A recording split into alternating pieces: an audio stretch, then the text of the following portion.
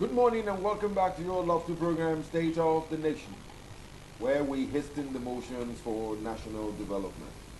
And honestly, when it comes to national development, we are all in this together.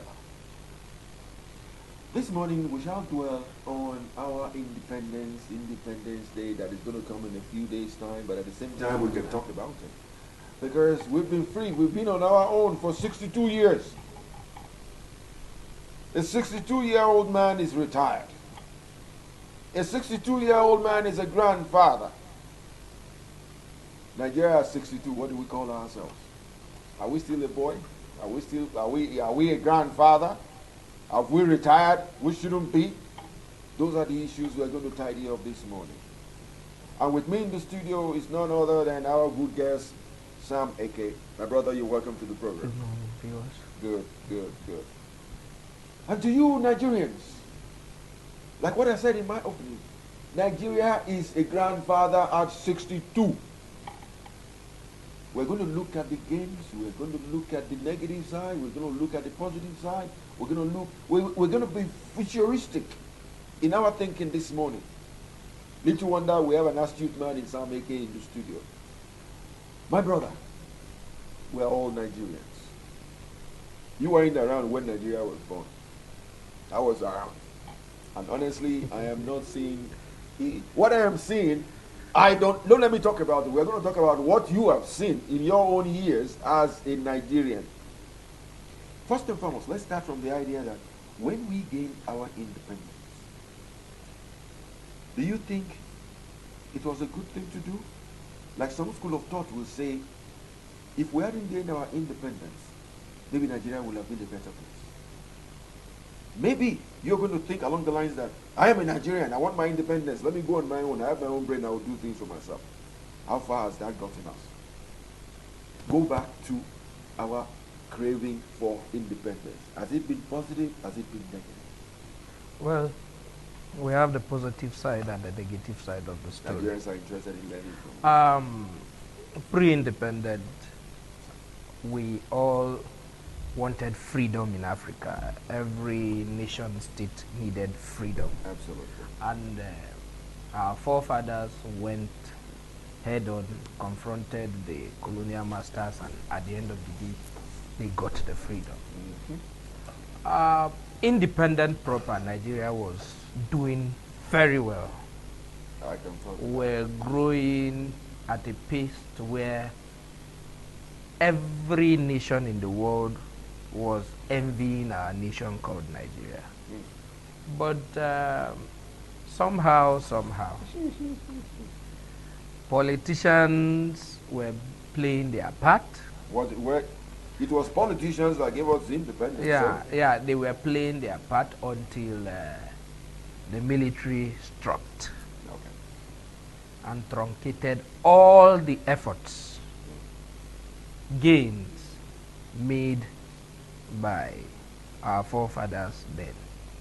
The politicians. Yeah, and from that point till date, you find out that a lot of African countries went through the military, because Nigeria is the giant of Africa at that moment. And if military can take over in Nigeria, they can take over anywhere in Africa. So it became the norm all over Africa, and it took time. We came back to democracy in the Second Republic. The military struck again. The Third Republic didn't see the light of day. You had a military president and have civilian governors here and there. Thank God we are in the Fourth Republic, where at least we practice democracy for we about 23 years. We are practicing democracy and we are progressing in it. Are you telling me all Nigerians that for good? Yeah, we are. Things have changed from 1999 till date.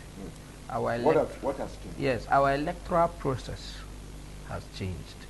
We used to remember when elections would be going on in some states, and some persons will announce result and somebody will be sworn in and nothing would happen.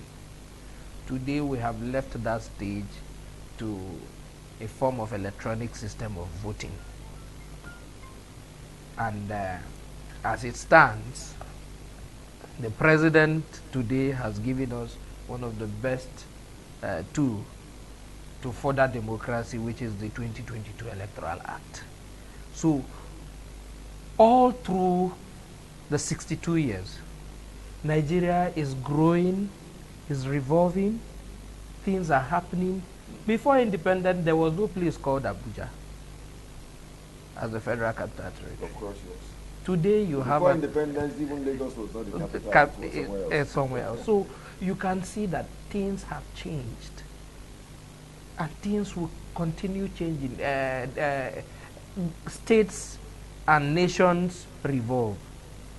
There's actually growth. You have nations who have stayed over 200 years. We can't be comparing ourselves with them.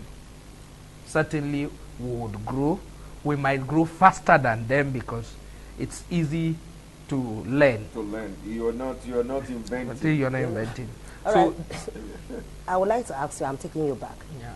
You said after independence, Nigeria was doing well, and the politicians were doing their bit until the military struck. Now, when you talk about the military incursion, and you talk about politicians doing their bit, are you talking about the politicians doing their bit then? Are you talking about in terms of leadership or in terms of development? I would tell you, in terms of leadership, they did their best. In terms of development, they did their best rapidly. Let me take the Southwest as a region then. Awolowo did the best that everybody in Nigeria speak of today. Okay, what was that best? Free education. Right. If you don't educate a people with ignorance, be ready to get what you are seeing. So you cannot hear that you have 10 million out of school children in the Southwest just because of that singular action. So in the north you have the Ahmadu Bello, a lot of industries were in Kaduna then, flourishing, were a growing economy whereby the textile industry is head on. Kano was a commercial nerve center. You know, every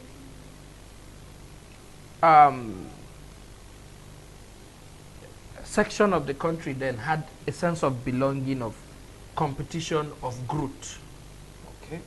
Okay. Along those lines that you've just painted now, because it seems now you're getting a little bit aggressive. You're not talking about the negative things that we didn't, the things we didn't do. We need to talk about what we didn't do so that we can be futuristic and think better. Let me ask you this.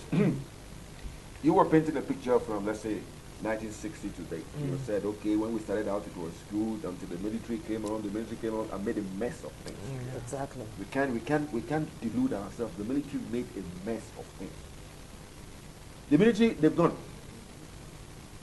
They left us with a constitution that most Nigerians are saying that constitution is a military constitution. What do you think about the constitution? Because that is what drives the nation. The nation. Yes. First of all, whether we like it or not, it's a constitution given to us by the military, and persons in that constitutional conference were Nigerians. That's a good one. Perfect. They were Nigerians, they are not aliens, they are not people from other nations. Of course. So it's a Nigerian constitution. I like that your angle. Go ahead. So it's a Nigerian constitution, no doubt about it. Yeah. But there's a creation of the National Assembly. Personally, what do you think about the Constitution? Is it good for us? Is it good to go? Because or does it need to be tinkered with? Because there's a clamor right now for it to be amended. Yeah, the nation called Nigeria is a nation that will keep revolving now. We need growth every day. Of course, likewise. So amendments, laws, amendments will always come and go. People would change things. Are you okay with the Constitution? I am not. Okay. I am not, because there are certain things we need. We want Nigerians to own the process of nation building. We want Nigerians to believe that this constitution is ours. Yeah. The story is the military. So it's only the National Assembly as it stands, that has rights to amend. So what do now, you think of the National Assembly? exactly, now that brings me also but to the that people, question. the people of Nigeria Because want we no longer have the military anymore. Yeah. We've It's had, it's now we've civilians. been in democracy, we've been in civilian Yeah. rule since 1999. We're talking about over 23 years. 23 years of democracy right now. Yes, let me talk on that constitutional issue. I know. Talk about the Constitution. You used a good language. It was put together By by Nigerians. We should forget either it's military or No, it's it Nigerians. is Nigerians. We talked about a case of what you said. Amending the Constitution is a continuous Continuous process. process. Yeah. What do you think of the National Assembly, Assembly in terms of Amending the constitutional constitution. amendment, yes. So what I think, or what Nigerians who spread the news that military handed over constitution to us thinks, is that the National Assembly to create a law whereby there will be a constitutional conference of ethnic nationalities and different sections of the country to come together and accept a certain constitution that will be called our There was own. a national conference in 2014. No, it is not a constitutional. not, it but- is- I want to explain. There's a difference between a national Conference and dialogue, a national discourse, Okay. and a constitutional conference. Let me throw you a curve there. Your constitutional conference is going to be made up of Nigerians. Yeah. Exactly. Bearing in mind religion, Everything, yeah. everything. Let me shock you. The National Assembly Has is what everything- what you're talking no, about. Every Nigerian is there. Christian, Muslim, regional, Represented. name it. Everybody's there. Why aren't they doing their job? Hold on. I just explained that the people who are saying the military handed it over to us, that is what they want.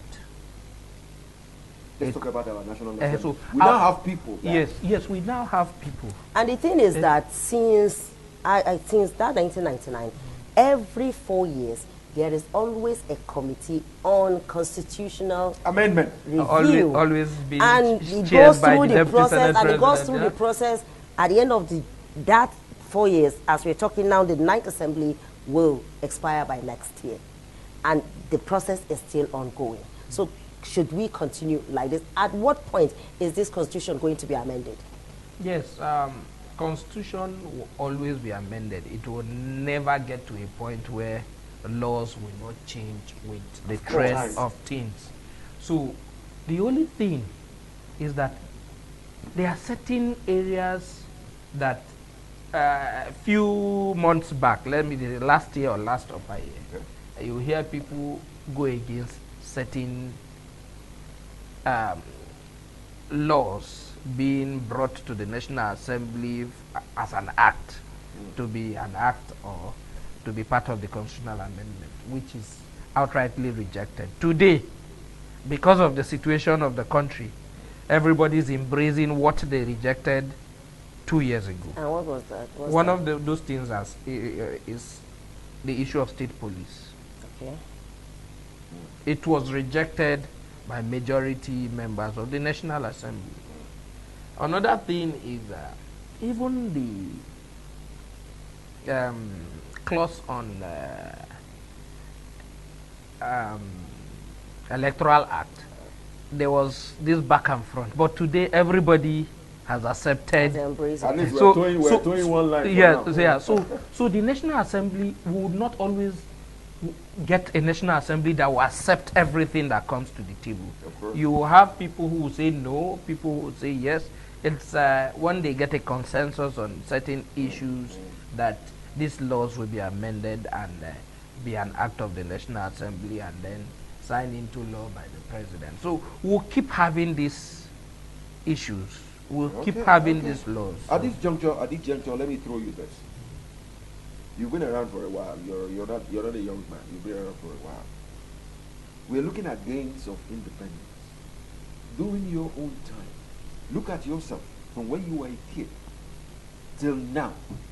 What kind of graph do you want to draw for Nigeria? What has it been? Has it been good? Has it been bad? Are you okay? Or do you think there's room for improvement? Well, run us a gamut of what it was with you, because use your own personal experience to tell Nigerians what Nigeria when has you're been. growing up. Yeah. Why you're growing Till up and date. not till now. Yeah, as a child, I grew up meeting my both parents owning vehicles of their own, and when they tell you the story how they got it through you graduate from school, government, everything comes very easy. But as we grew, things changed. But all these things that changed in the military era. Use yourself as a personal example. Yeah, most of these things changed. You had a military government that came in, and the Babangida's restructuring on the economy, structural adjustment program on the economy affected the economy then, and even when we had an oil boom of the Gulf War, it didn't reflect in the lives of citizens in Nigeria, and so on. Abacha came, he did his own part, even though democratically he didn't, some Democrats will not accept it, but he did his own part. Babangida himself also did his own part on development and so on. So you can't write off the good side of every government that has come, but there's also the bad side of it, like that of the structural adjustment program with the IMF and the World Bank coming in, and the regulation here and there now affected us as a nation. It became difficult for public and civil servants to survive with the small income they were getting from government until Abdul Salam came and minimum wage was raised from 800 to I think about 5,000 or so. Nigerians saw the light. Obasanjo came, he improved on it. Things changed. Use yourself as a personal example. How did you transcend? Yes, I am going to tell Nigerians the truth that all through I didn't find difficulties as a person growing up. Okay, you are that kid that grew up with not almost with everything. not with almost everything. Or with a silver spoon. Not with, I won't say with the silver spoon. You didn't have a spoon. Yeah. Okay, let's just say a wooden spoon. But that is the truth strong is that one. Some don't even have spoons. Very the strong truth is wooden that spoon. I can't say, because while growing up, you meet people who will tell you, oh, I'm from a certain village. I grew up in a community where all through I grew up there was pipe-bomb water, good roads, so you cannot. I went to schools as every other child will go, and nothing a parent will give to his child better than education. So all through. Give us your teen years till now. You are now out of primary school, you are now out of secondary school. Give us your secondary school till now.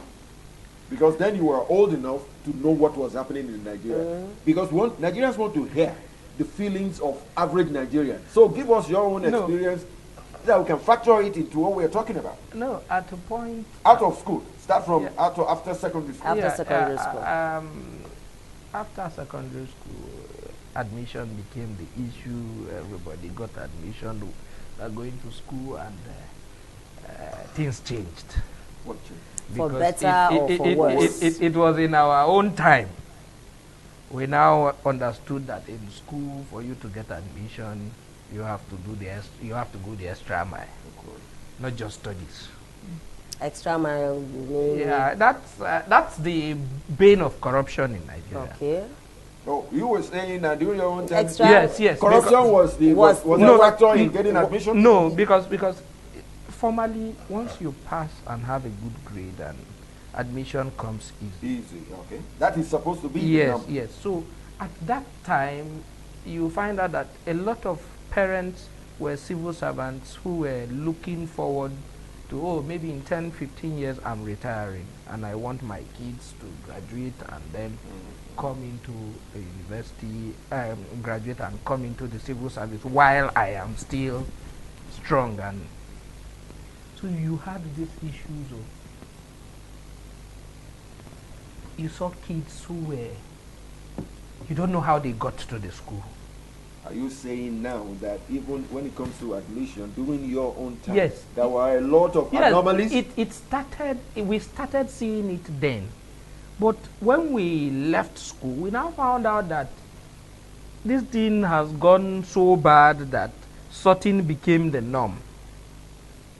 A child that sorted... When you mean sorting, are you talking about quota? Are you talking about quota system? No, it's beyond quota system. You know, Okay. What is sorting? So I'm giving you. I just want to give you experiences. You know when you check your system, you see sorting by date, you sort by date, by you name. start hearing of handouts here and there. That is when you are in the university. No, you get your yeah, so handouts here and there, the buying and selling of handouts and so on. Then sorting came in, and it destroyed the fabric of our educational system. These kids also graduated. Did you sort? I didn't. What were you expecting to say? I didn't, but I saw. I saw. So, and as a good Nigerian, what did you do? When you saw this if you don't even have to give, because I have parents who cannot give you money to give anybody. If you like, study and pass your exams. If you don't like... I remember those days, your parents will tell you if you don't pass, you're going to become a mechanic. So they tell you outrightly what you will be. If you like, I've sent you to school, you just have to study. Okay, let's move a little bit away. Let's move a little bit away from education. Because there are a lot of factors that makes up a nation. Let's talk about agriculture, let's talk about infrastructure, let's talk about the health system. How has it been during your own growing years? Yes, let me use health. Go ahead. I think while I was growing up, I saw the best of care from the health sector. Because as a child, if I fall ill on my own, I take excuse. My parents then might have gone to the office and they have no way to say, okay, can you get to the hospital? I just go to the hospital, then I call my hospital card, then it was a private hospital. The government then allows public servants to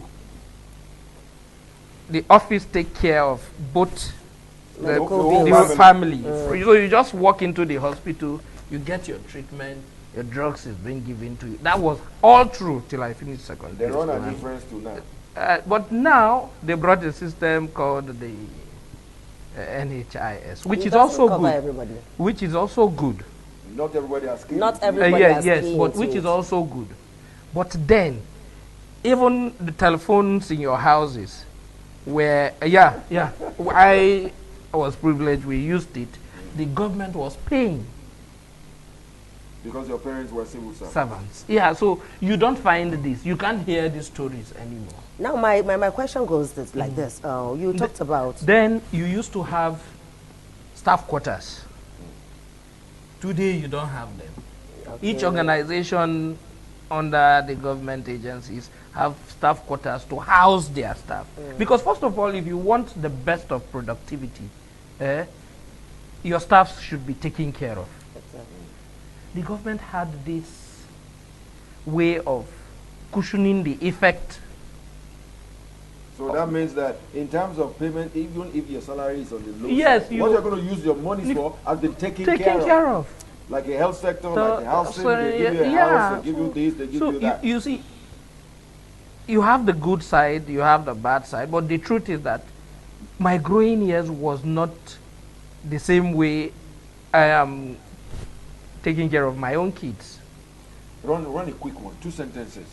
How your parents took care of you and how you are taking care of your kids. How do you find the disparity? The gap is just wild. Very wide gap. Because...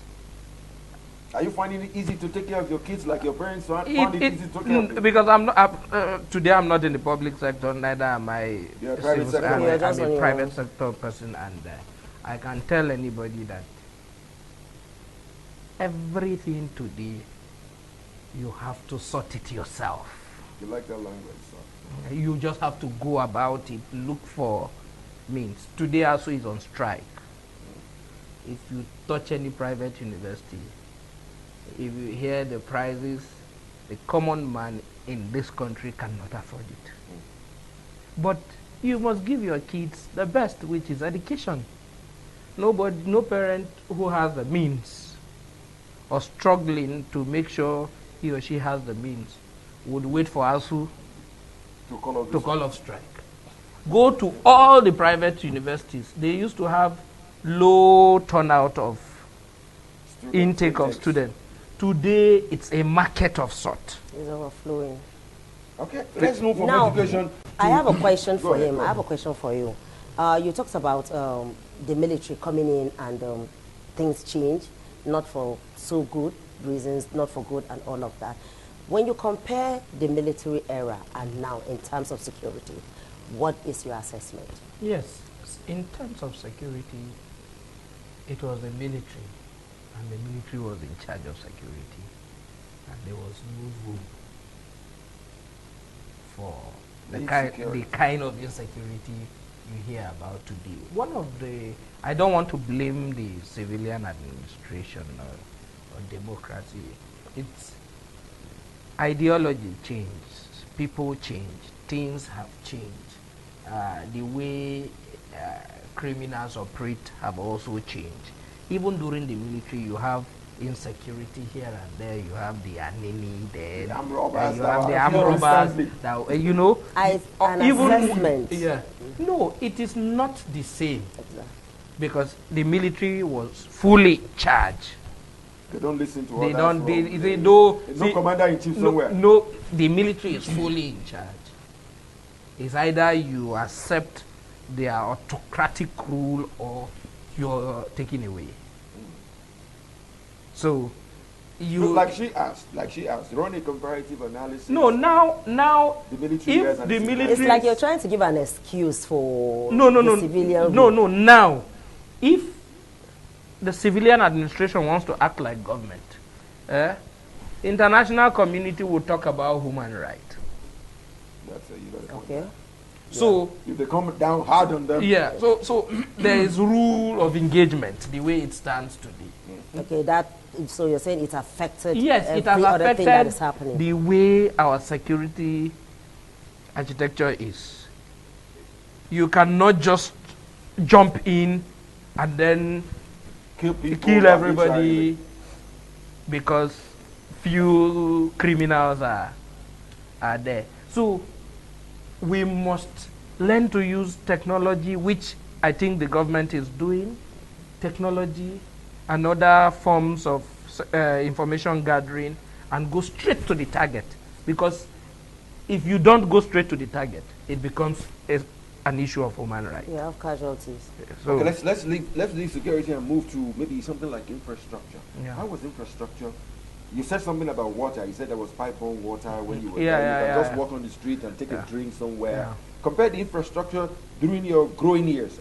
Start from your teen years, to date. When I talk infrastructure, we're talking about pipe-borne water, roads, days, electricity, and the rest of it. And as a rider to that, I would have loved you to, when you're talking about those years, you can just give, like, was it in the 80s, in the 70s, so that people can really understand. Between the 80s to the 90s, was my actual growing years, because I am not, I cannot You're not an tell. old man yet. Go ahead. But infrastructure, I used to remember the way our roads used to be. One single lane, a tiny lane, and the journeys were a bit far. Today, infrastructure, we have improved as a nation, especially in this administration.